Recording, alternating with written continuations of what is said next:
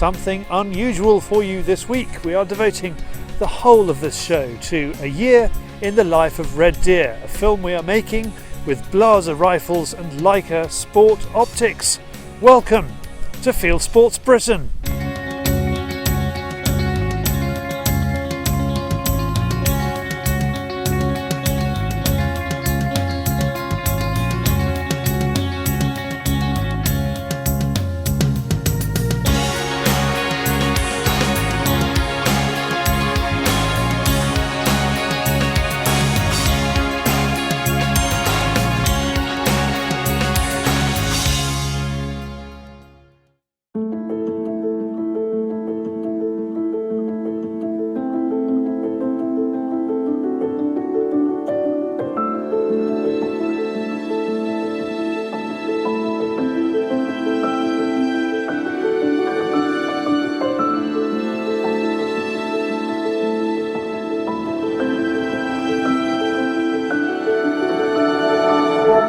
It is late spring on the west coast of Scotland.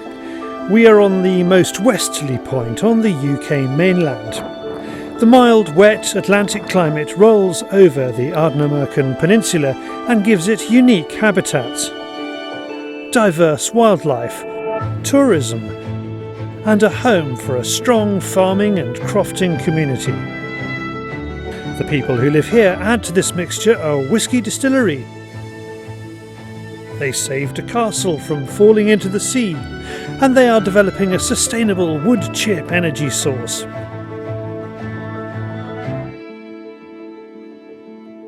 However, the reason for us being here is Ardnamurchan's wild red deer.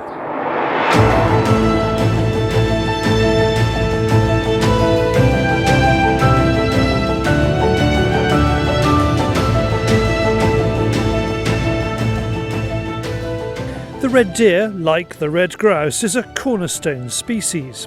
It shapes the fortunes of wildlife and communities alongside it. But there are pressures, and there is conflict from government, from conservation groups, from predators, and from those opposed to hunting.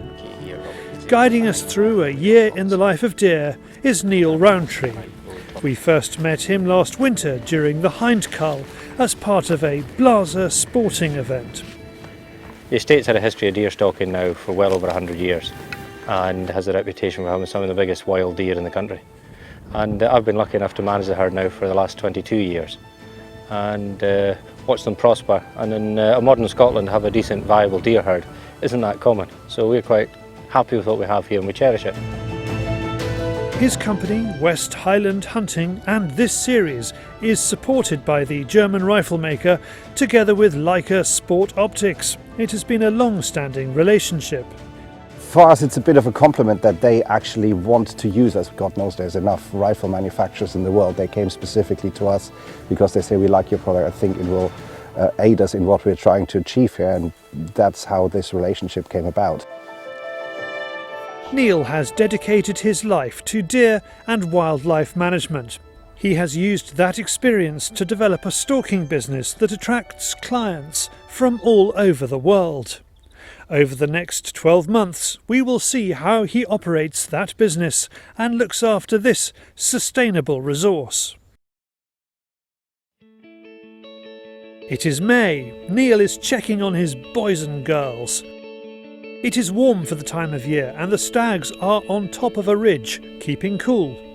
They are looking a bit dishevelled. They are yet to shed their winter coat and the new antler growth is appearing. What we're looking at here is it's springtime. The red deer have exited a harsh kind of winter. All the stags have cast by now, and if you can look, you can see the development of the new growth coming on them. So on a day like today, when you see them stood up in rocky tops like this, they've still got their winter coat. They're in the process of shedding it and starting their summer coat. And the heat's going for them. It's about 18-20 degrees here. We've had 10 days of great weather. And this is classically what you'll find the stags doing. They'll spend the afternoon settled up on the knoll tops and taking advantage of the breeze. The stag on the right, he's interesting. He's not going through any of this casting and new antler growth cycle. He's a hummel. So frequently they believe it's impoverishment in their first year of life, but he hasn't developed pedicles. And because he's got no pedicles, he'll never grow antlers. And this is a stag that we'll see on and off over the next year, and we'll see other members of this group. When you look at them, you'll see the older guys have got a bigger growth of velvet, because they're older. The older stags cast first, and the younger stags are the last to cast. And in that group there's a mixture of stags from 7 or 8 years of age, right the way down to 1 or 2 years of age. The other thing you're seeing is the blackness in the coats is them wallowing because of the warble fly emerging at the moment. And at this time of year, when they're in velvet, rather than, they don't have antlers to fight with, so they'll box. So the big stags are now pushing the wee stags off the top of the knoll.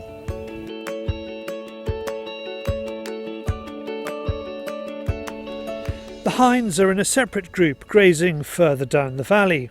Most are heavily pregnant.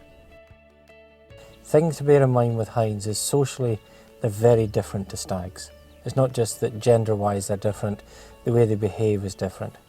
So what you're dealing with here is quite a tight-knit family group. The alpha female and her daughters will dominate what they do, where they feed, how they dominate this grazing. And as you see the progression of the new calves arriving in the early summer, you'll see how this influences their behaviour. So this area here, this is what they call Bray House. This group of hinds has been hefted here as long as I've ever been here. So that you can basically say that the torch has been passed on from generation to generation. But socially these are big, strong, healthy girls. They throw good, strong calves, and because of that they dominate the better grasses here. And when I say dominate, the stags won't compete with the hinds for grazings. So these grasses here, they'll be acidic grasses, they still have some value and benefit to the deer, and the hinds will graze this steadily throughout the summer and into the autumn. And when the rut occurs, the stags will come here and rut with this group. The red deer is the UK's largest land mammal and is threatened by little apart from the Scottish weather. However, foxes and eagles can take the young. The foxes Niall can deal with. The sea eagles are a different story. A successful reintroduction programme means this magnificent raptor is now supplementing its diet with newborn lambs as local fish stocks decline. Some say they don't take live, healthy lambs. This fresh kill suggests otherwise. The bird lifts as we drive past. This is very typically what we'll find. You can see round the carcass they've been plucking out, and you can see the loose wool from the carcass here. When you look at the side of the head here, you can see the very distinct talon strike in the neck. See it there? And then you've got a very distinct talon strike on the side and the back here. And we actually look inside at the internal organs. You can see that the lung and part of the heart has got the strike on it from the beak. And this is all very classic. You can see the way the ribs are broken out. That's absolutely classic of an eagle kill on a lamb. It being a dead lamb, or this being a live? No, I mean, we passed this morning, and within 10 minutes of us passing and coming back, the lamb was killed at the side of the road. I mean, you can see as you look round, you're next to a holiday cottage and right next to the road. And the eagle is sitting looking at you on a knoll 400 yards away. So this is not carrying? No, this is absolutely not carrying. And we've just spoken to a guy passing in a van just now that said to us that he was working in the area yesterday morning and saw them flying with a lamb and dropping it. So this is a daily occurrence here. Every morning there's 1 or 2 lambs disappearing out of this area. And you've got to look at it long term and say that a solution has to be found here that works for eagle conservation and also works for local farmers and crofters. But that's in no way a poor or unhealthy lamb. That's been a perfectly healthy, viable lamb that the eagle's taken. Niall is worried that in a few weeks' time they will turn their attentions to newborn red calves. He can change his cull programme to work alongside any losses. The farmers can't, and it is not a case of buying more sheep. The herds here are hefted. Knowledge of the best grazing and shelter passes from one generation of sheep to the next. If that is lost, so is the viability of the flock. Niall drops in to see a crofter who lives a mile away as the crow flies from this dead lamb. He is seeing a worrying increase in mortality rates. We're getting to the stage now, it's not going to have it's worth keeping sheep on the hill really, because it's just getting out of control, like, you know, there's just too many of them, like. But what do you do, like, you know? What can you do? Are they going to take them away or cut them down, or what are they going to do with them? One year I remember when I was about 18 years ago in the Slignick there, it was like near 90%. Now you're down to about sort of 50, 60%, and that's in 18 years, like. That's in one Herschel, like. But. And is it just adult birds taking the No, nest, no, or you see no. You see young ones too at it, like. They say it's just the ones with nests, but it's not, like. You can see the young ones, they're at the same caper too, like, so. It's one of these things, what can you do? It's not easy at all, though. No. The fish eagle is a conservationist's success story, but those conservationists have not considered all the impacts, which leads to resentment and a loss of trust. As pressure mounts for more rewilding, it is sensible to learn from what is happening here. A lot of debate these days is about predators and large predator reintroduction. The eagle's a good one to look at. I don't have anything against it as a bird, it's a magnificent creature. But when you bring things back, you've got to be prepared for impact.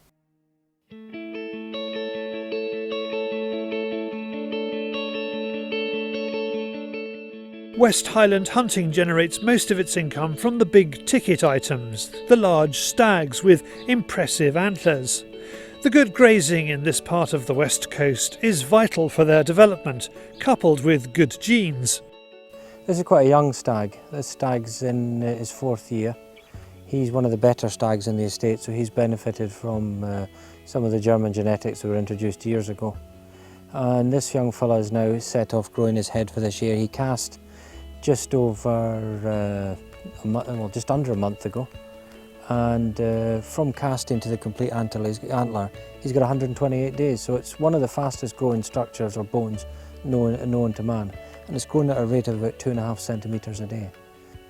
But a fascinating thing, and when you think about it, these huge sets of antlers, they're drawing it up out of the ground from the vegetation round about. If they don't have access to enough minerals in their diet, they can and will deplete their own skeleton, so they will take calcium out of their own skeleton. But you were saying about velvet being actually a product. Well, in some parts of the world, it was interesting. In the UK, it must be a better part of 30 years ago, they decided that it wasn't, it contravened the animal's welfare to harvest live velvet from their head. But in other parts of the world, particularly New Zealand, for example, it's a world leader in the production of velvet, which people think have health properties in it. So they will harvest the live velvet from the stags and consume it, particularly in the Asian market. But in the UK, the only velvet that's sold now is from animals that have been culled. But in New Zealand and other parts of the world, it's a cornerstone of their income. In fact, the production of large trophy stags is probably secondary to the production of velvet. One of the other things we do sell from the stags, and you'll see it in the autumn, is the stag's pizzle. His penis and scrotum are sold to the Chinese market as well as an aphrodisiac. And comically, you can get a different price for larger ones and smaller ones, but I don't know who makes the decision.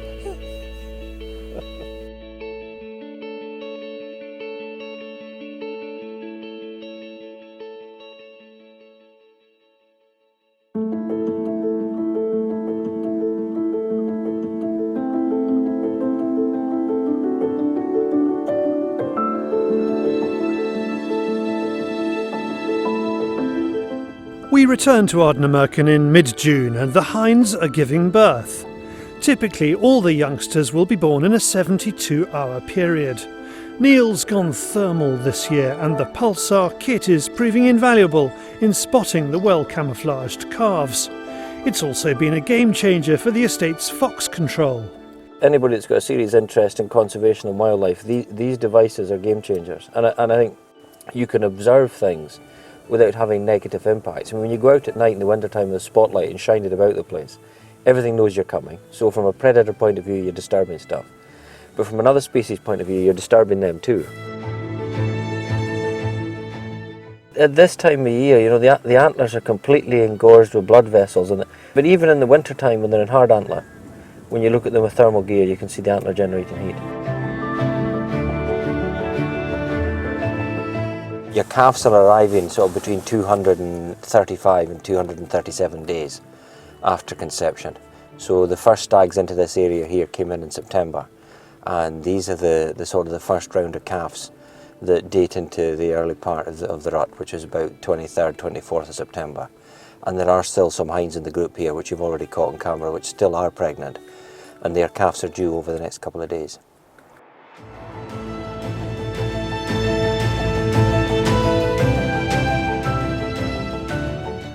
In the search for the right nutrients, stags will now and again find themselves in the wrong part of town.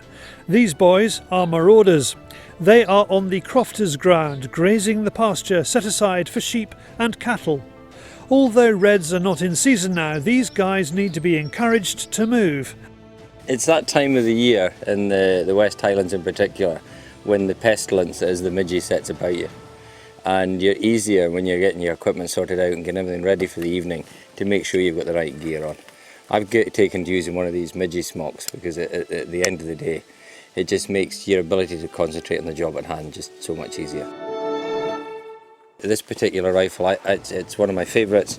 It's an ideal little rifle for what we're going to do primarily tonight. There are areas around the estate where there are crofting and farming interests, where deer make their way in during the winter. Typically in the West Highlands you'll find what they call three-sided fences. So you've got fences on the high tops, maybe on the sides, but on the shore it's open. And quite a few deer have learned the technique of swimming along the coast, round the end of the fence and getting in. So what we try to do, particularly with the older stags, is push them back out. But some of them that have got hefted to that bit of ground, there's really only one way they're going to come out, and unfortunately that's going to be by culling them. So we'll start our evening by going and having a look, picking off one or two of these stags, which will then be processed in local meat products, going to local hotels and restaurants. And after we've done that, one of the great successes of the Blaser will come to light, because what we can do here is we can take off our Leica scope, lay it down, so you can see what's coming on later on tonight. We've got our new Pulsar scope with a Blaser saddle mount. So what we'll do later on, you can see just the ease that just slots on there, and then we just lock that into place. And once it's gone dark, there's a foxman raking about the top end of the glen there, and using the thermal gear. Hopefully by the wee hours we'll have got him too. But obviously with stags like that, if you can avoid shooting it, that's what you try to do. Because a lot of The marauders must have got wind of Niall's intentions. Maybe they've decided to swim home. No venison tonight. Working our way back, Niall spots a roe doe using the thermal. He calls her in with the butterlow. Niall uses it to get a reaction from the reds, but they aren't playing ball. Not the case here. Okay, so you've seen it work now. Yeah, but that was the wrong deer. It's the wrong species. I said to you I'd call a deer. Did I define species? I don't think so. No, I mean we'll try and do the same with the hind in a little while. Further up the valley, more calves appear among the hinds. This young stag calf has caught Niall's eye. He is strong and confident. Niall suggests we follow his progress over coming months. And in the coming years, this is an example of how he will develop. You've got three different age classes here again. The bottom smaller animal, this is him now, he's 2 years old.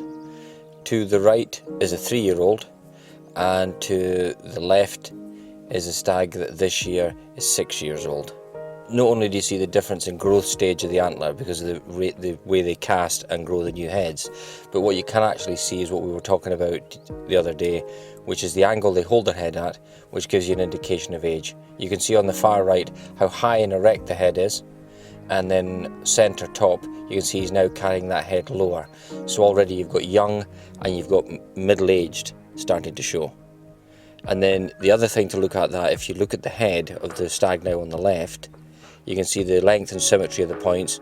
Cracking stag, still young enough to keep, you can see the tops forming, but already you can see the differences in growth between a younger and older stag.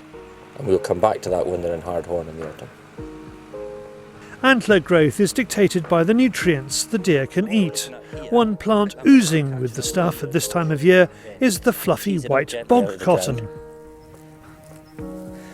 And what we'll do is we'll do that, and we've taken the whole plant. So at the first pick we've picked it up, and that's a bit of what people will call bog cotton. In other parts of Scotland they'll call it canich or carnach. And very often you'll see glen bottoms littered with it. And old sort of farmers, keepers, stalkers and crofters would talk about beasts, particularly stags, going to what they called the mossing. And a lot of people have stalked a lot in the Highlands will hear people talking about the stags on the moss in the spring, and people would think, well, why are they eating moss? And their first thought is because of where it's lying, they're thinking that it's stuff like this they're eating. No, it's actually moss like that they're eating, but it isn't. And the reason being, if we look at that, we see that it's got this single root stem structure that goes right down. So it's right down in. So when I pulled it up out of the ground, it was sitting on the peat edge of the slope here like that. And what it's doing is it's lifting all the nutrients and the trace elements up early in the spring of the year into this plant as it comes away.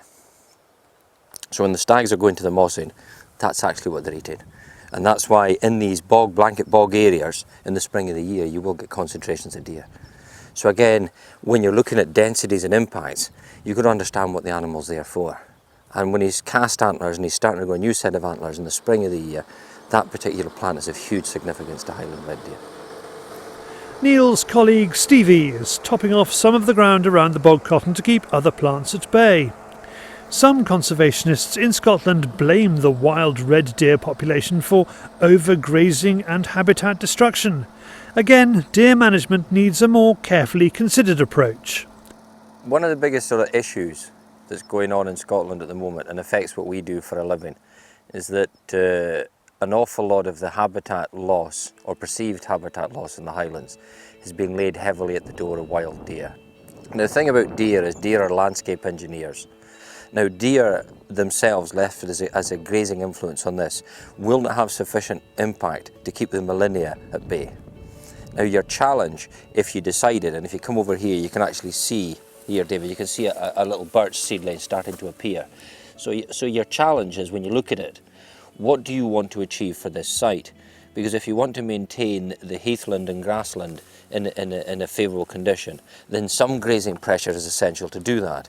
But if you want it to turn into this birch forest, then obviously you're going to have the problem that if you reduce grazing pressure so that gets away, you're going to get a huge build-up of vegetation on this site, particularly the yellow grasses, the millennia.